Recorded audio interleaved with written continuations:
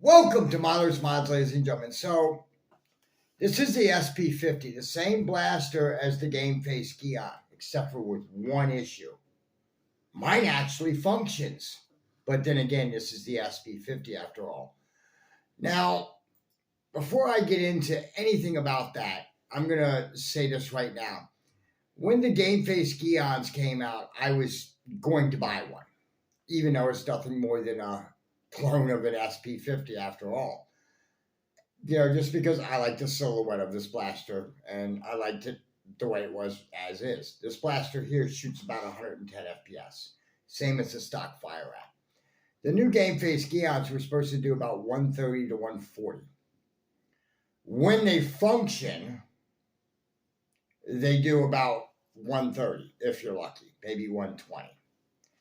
That blaster was rushed into production. I can tell you that right now just by looking at it. What they basically did is they took this shell and they dumped a bigger spring into it. That's all they did. That they changed the magazines around so that way they would not be compatible. Again, I don't have a gameface geon, so I can't really test that theory. But this is everything that I've been told from gameface. Now, when those blasters came out, Luke from Out of Darts sold a bunch of them. And when they hit the community, of course, the community was not very happy because a blaster that jams in every other shot is no good. I mean, mine functions.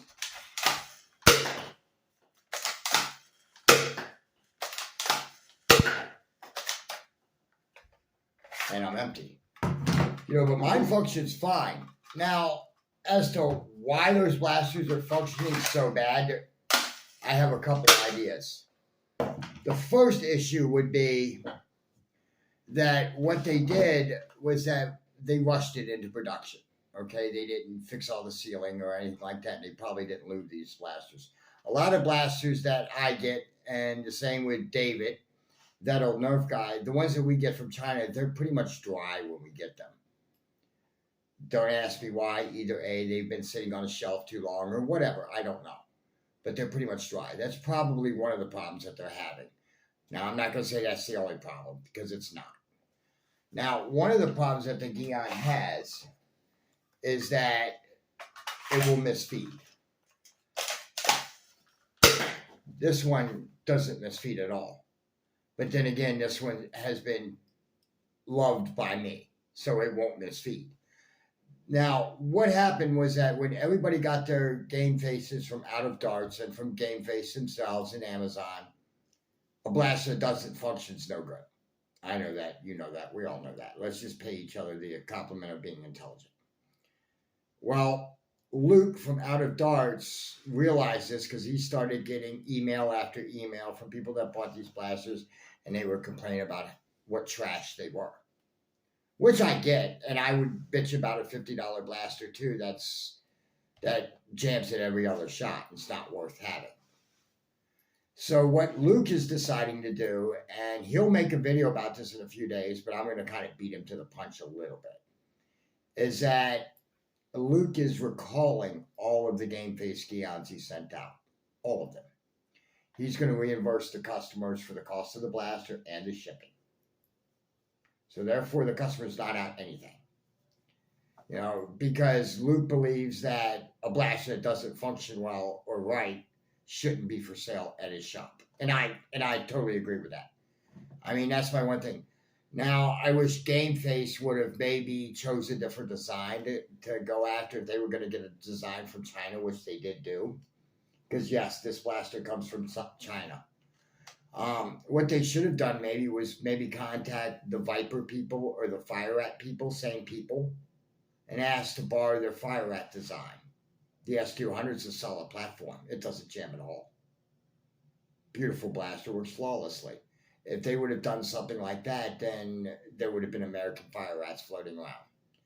But I'm guessing ZWQ didn't want to sell them their design, which I get. I wouldn't either.